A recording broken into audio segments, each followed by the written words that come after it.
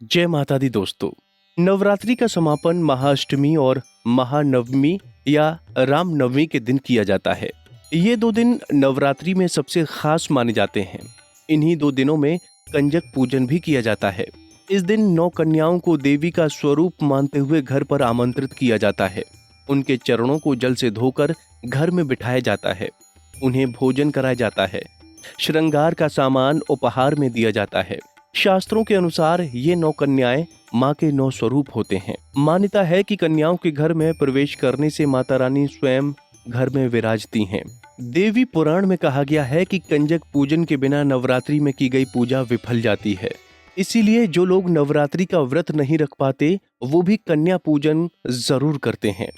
लेकिन कई बार लोगों को पूरी 9 कन्याएं पूजन के लिए नहीं मिल पाती या फिर कोई कन्या नहीं मिल पाती है और कई बार तो किसी कारणवश कन्या पूजन नहीं कर पाते। तो ऐसे में लोग कंफ्यूज हो जाते हैं कि अब वो क्या करें। तो अगर आपके साथ भी कुछ ऐसा ही हुआ है तो ये वीडियो अंत तक जरूर देखें। देवी पुराण के अनुसार अगर आपको कन्या पूजन के लिए कोई कन्या नहीं मिली है तो अगर आपके घर पर कोई कन्या है तो आप उसे भी कंजक के रूप में पूज सकते हैं। इससे आपकी पूजा सफल मानी जाएगी। इसके लिए आप उस कन्या के पैर धोकर उसे साफ कपड़े पर बिठाएं, फिर तिलक लगाकर उसकी पूजा करें और उसे भोजन दें और माता रानी से प्रार्थना करें कि वो इसे स्वीकार करें।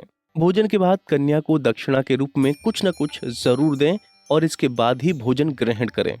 लेकिन अगर आपके घर में भी कोई कन्या नहीं है तो दुर्गा सप्तशती के अनुसार आप माँ को भोग लगाए भोग का अंश छत पर पक्षियों के लिए भी रख सकते हैं। इसका फल कन्या पूजन के समान ही मिलता है। या फिर आप गौ माता को भी प्रसाद देकर उसका पुण्य पा सकते हैं। इसके अलावा अगर कंजक पूजन के लिए कन्या नहीं है या फिर कोई कन्या कम पड़ रही है तो आप घर में हलवा पूरी व चने का प्रसाद बनाकर माँ को भोग लगाकर इसे किसी मंदिर में भी दे सकते हैं। याद रखें, प्रसाद के साथ दक्षिणा जरूर दें और मंदिर में अगर कन्याएं हैं तो उनके पैर जरूर छुएं। अगर आप कहीं घर से बाहर हैं और घर पर कन्याओं को भोजन करवाना संभव नहीं है तो आप सूखे मेवे, धन और कुछ प्रयोग में आने वाली चीजों को कन्या के नाम से पूजा में रखकर पूज लें और फिर बाद में जब भी संभव हो कन्याओं को दे दें। ऐसा करने से भी कन्याओं को भोजन कराने जितना फल मिलता है। तो दोस्तों, कैसी लगी आपको हमारी ये जानकारी, हमें कमेंट करके जरूर बताएं। कुंडली टीवी डेस्क से प्रिया शर्मा की रिपोर्ट। इसी तरह की और भी जानकारी लेने के लिए हमारे चैनल को सब्सक्राइब करें और नई वीडियो की नोटिफिकेशन के लिए बेल आइकॉन दबाएं। अगर आप ये वीडियो फेसबुक पर देख रहे हैं तो वीडियो को लाइक और शेयर करें। साथ ही अपनी राय कमेंट बॉक्स में जरूर बताएं। धन्यवाद।